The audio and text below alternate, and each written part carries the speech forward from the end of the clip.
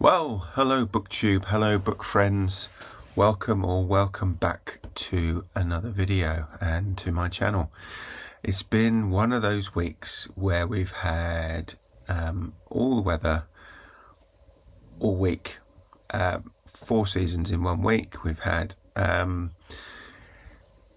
snow, rain, sunshine, and at the moment high winds. So great.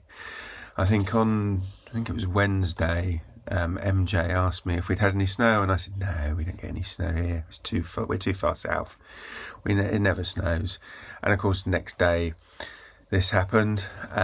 So yeah, we've had snow and everything else. But there you go. But it has meant I've read a few books, which is good. I also noticed subscribers are up, which is good. I think there are 53 of you now, or 52 of you. Thank you for subscribing. I really appreciate it. If you watch these videos and haven't subscribed, please do. Just a click of a mouse. And I'd really appreciate that. And it would help, I think, get the channel a bit more widely known. But I'm not really doing it for subscriber numbers. I'm just doing it because I want to. So there you go. So yeah, what have I read this week and what are my reading plans coming up? So I think where we left the last update video, I'd started a book called Through a Darkening Glass. And I'd read about, 20 or 30 pages at that point, and I was, quite enjoying that book. It didn't really go anywhere. It was really disappointing. I think it was deathly slow, and after about 100 pages, nothing had really happened.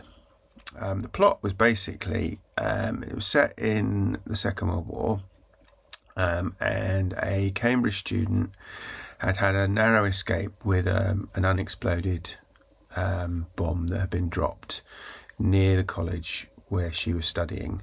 And consequently she was evacuated to a little village, and there were a number of other evacuees there, children and so on, and there had been some suspicious nighttime activity with what the locals were calling a wraith, and that was basically the mystery. Who or what was the wraith and what was happening. Yeah, I did finish it because of my Read What You Own challenge. I thought, no, I am going to finish this book. But I really, so slow, so painfully slow, and I didn't enjoy it. So, yeah, that was Through a Darkening Glass. Don't think I'll be picking up any more books by that author. Then I read, I had to go to the shelves behind me, and I read Proof by Dick Francis. Now, I have read this before, but I was probably about 12 years old. And this, for those who don't know, Dick Francis writes books around the theme of horse racing. So they're not necessarily about horse racing or jockeys or things like that. Some of them are, but they are all sorts. And this one is about a wine merchant who witnesses a terrible accident, and as a result gets involved with the police as an expert on wines and spirits, and uncovers essentially some dodgy dealings in pubs and restaurants and so on that involve wine and spirits that aren't what they appear to be. Really good. Really enjoyed this. This compared to Through a Darkening Glass, every page of this adds to the story, and it keeps going and going and going. And what can I say? 5-star read. Really enjoyed this. I knew I would. I pretty much like all of Dick Francis's books. There are very few that were misses in terms of plot or story or whatever. And this is a cracker. This is probably him at the height or close to the height of his writing. There were a few written around this time. This was 1984. So this was, like I say, I was, about 12 years old. It's fantastic. Really recommend this. So if you want a good read, pick this up. I really enjoyed it. 5 stars. And then we went back to, what can I say? We went back to a not very enjoyable book. This was A Foreign Country by Charles Cumming. Charles Cumming. It's a spy story, so you would think it'd be right up my street. And again, started out well enough, but quite slow and plodding, and it didn't really go anywhere very quickly. Essentially, the plot is the new head of MI6 takes a short holiday just before she's due to take up the post, and vanishes off the face of the earth. Former MI6 operative who has been disgraced and essentially cashiered from the service is sent to try and find her. And this is the story of, why she disappeared and what was happening and so on and so forth. And then, what happens next. It wasn't as bad as Through a Darkening Glass, but it was quite slow. It was a Dr. November read for me. 3 stars probably out of 5. It wasn't bad. And I probably would, if I saw another book by the author, I probably would pick it up and read, just because it's a story of spies and spycraft and so on. And it was, for that it was quite good. But just the plot took a long time to get anywhere. And what am I reading now? Well, I'm nearly finished. In fact, I would have finished it last night if I'd been able to stay awake. A Sharpe book, Sharpe's Regiment by Bernard Cornwell. Again, this is on my Kindle, so I don't have a copy of it. Again, I needed something to keep me going. I'll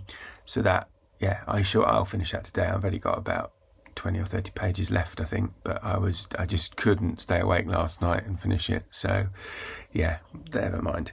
So that brings me up to, if and when I finish Sharpe's Regiment, that will be book 16 of my Read What You Own challenge. And I think that brings me up just short of 5,000 or just over 5,000 pages. So doing quite well. I think I'm going to hit the page numbers before I hit, or rather the page count before I hit 25 books. I'll probably keep going to the 25 anyway, rather than the page count. But we'll see. What comes after Sharpe's Regiment, I don't know. Although I have been digging around, been trying to find my copy of, or rather it's my mum's copy of A Christmas Carol. I haven't quite decided what I'm going to do with that yet. Still thinking about that. And I've also been looking for and found my copy of Lord of the Flies, partly because, or mostly because of Debs over at Raina Reads, who in one of her update videos said she'd been trying to get into it and struggling. And I said, how about doing a buddy read? Would that help? And she said yes. And I said, let me find my copy first. So Debs, I found it. So let's have a conversation about when and how and all that jazz. Lord of the Flies was one of those books that I was made to read. Sounds bad, but it was required reading when I was at school. It was a syllabus book. So I haven't read this since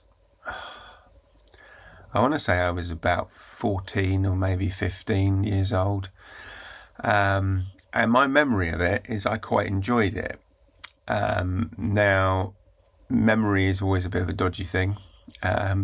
So I'm not sure whether that's a false memory or not. I don't think it would be, because there are other books I read at school that I don't even remember kind of what some of them were.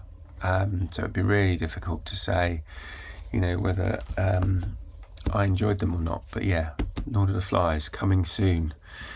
And hopefully A Christmas Carol. When I can't understand how I can lose a book, or can't find a book rather. I don't think I've lost it. I know it's in the house somewhere, but how can you misplace a book that you read every year?